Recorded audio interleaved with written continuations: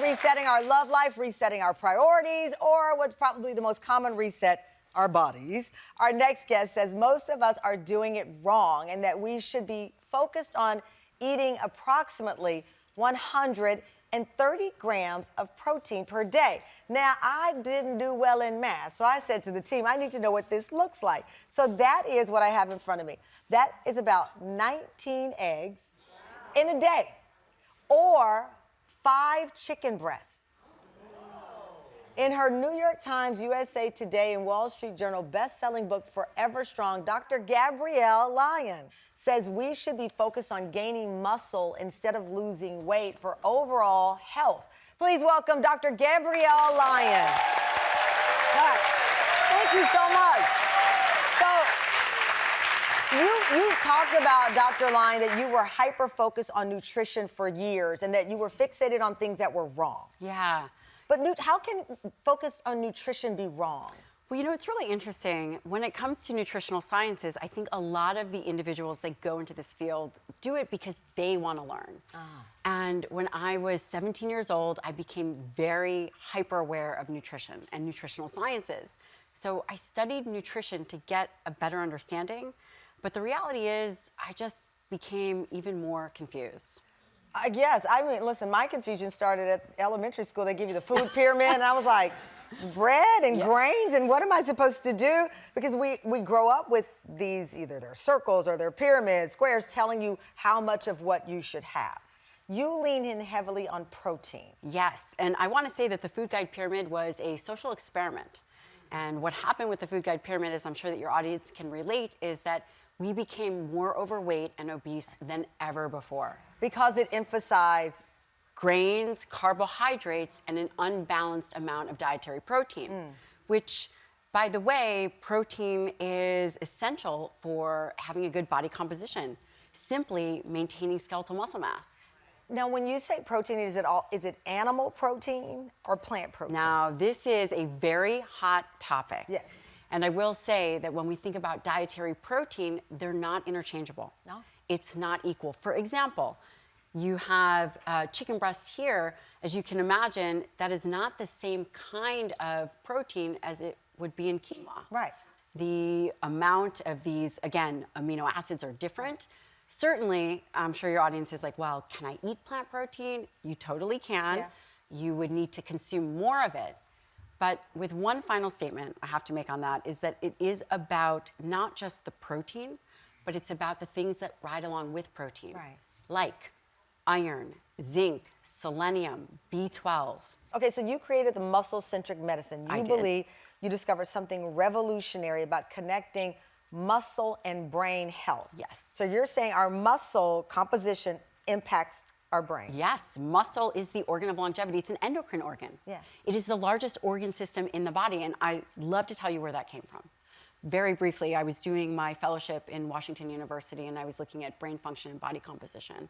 And I just fell in love with one of the participants. I think we all have someone that just changes the trajectory of the way in which we think. And she was a mom of 3 in her mid-50s, and she always put herself last. And she did exactly what people told her to do, which was exercise more and eat less. Yeah. And in the process, she lost weight, but she lost skeletal muscle. And she yo-yo dieted over and over and over again, and we imaged her brain, and her brain just really looked unhealthy. And I realized that she wasn't over fat, she was under muscled.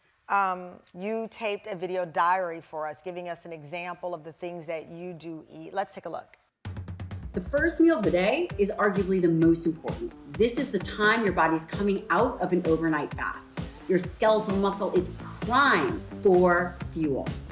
This bowl here has about 17 grams of protein, and I have 3 eggs here, which make up 18 grams of protein, with a cup of berries that have fiber and antioxidants. Okay, this is lunch. And this has between around 5.5 to 6 ounces of lean beef. And that gives me around 36 to 42 grams of protein. And then I have some shishito peppers here, which gives me a little bit of fiber and some vitamins. All right, we have finally made it to dinner. Now, on my plate has about 6 ounces of protein. There is 7 grams of protein per 1 ounce of chicken, brings up this meal to 42 grams of protein. This will help me as I go into an overnight fast.